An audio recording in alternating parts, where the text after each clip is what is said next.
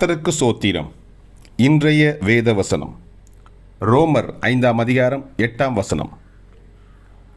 நாம் பாவிகளாய் இருக்கையில் கிறிஸ்து நமக்காக மரித்ததினாலே தேவன் நம்மேல் வைத்த தமது அன்பை விளங்க பண்ணுகிறார்.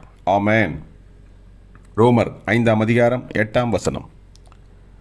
நாம் பாவிகளாய் இருக்கையில் கிறிஸ்து நமக்காக மரித்ததினாலே தேவன் நம்மேல் வைத்த தமது அன்பை விளங்க பண்ணுகிறார்.